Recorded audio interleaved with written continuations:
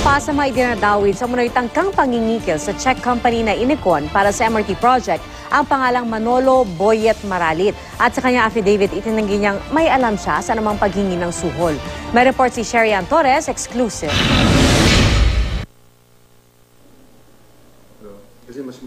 Si Manolo Boyet Maralit ang isa sa mga kasama sa isang dinner sa Makati City noong July 2012. Kasama si Czech Ambassador Josef Rictar, mga taga-Inicon, Wilson De Vera ng kumpanyang PH Trams at iba pa. Sa dinner na ito ayon kay Ambassador Rictar, nang hingi raw ng suhol na $30 million si De Vera, kapalit ng pagbigay sa Inicon ng kontrata ng DOTC sa pagbili ng mga bagong bagon. Sabi ni Maralit sa pulong na yon, wala siyang masyadong narinig sa diskusyon. Wala rin daw siya narinig na importanteng impormasyon dahil kadalasang nasa labas siya para manigarilyo.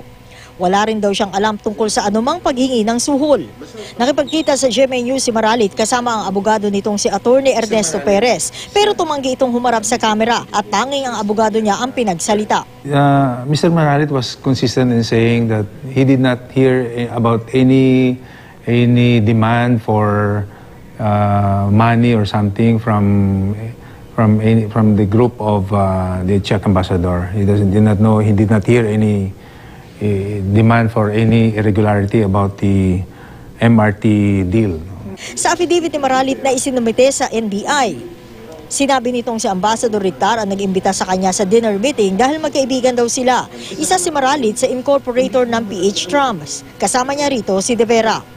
Ang PH Trams kasama ang kumpanyang CBNT ay nag-joint venture at nakuha ang 6 na buwang kontrata para sa maintenance ng MRT.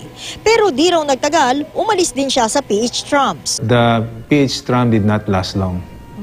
I think it was only operational for a few months, and after a few months of operation, it was stopped.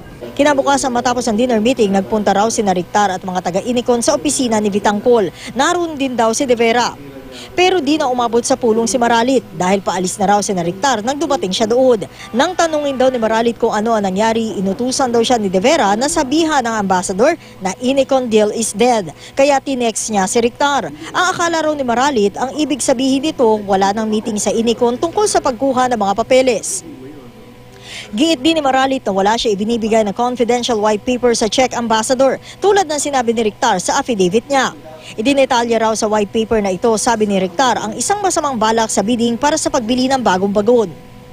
Sakaling ipatawag daw, handang humarap si Maralit sa anumang investigasyon.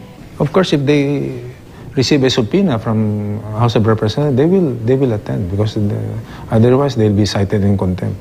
They will investigate just as in the same manner that they fully cooperated with the National Bureau of Investigation. Ang intindi raw ni Maralit sa mga pulong kasama ang Inicon ay parang masiguro raw ng Czech company na makukuha nito ang kontrata sa DOTC. Patuloy na sinisikap ng GMA News na makuha ang pahayag ni Ambassador Rictar na busy daw, sabi ng sekretarya, at ni De Vera na nasa Amerika ngayon. Sherian Torres, GMA News.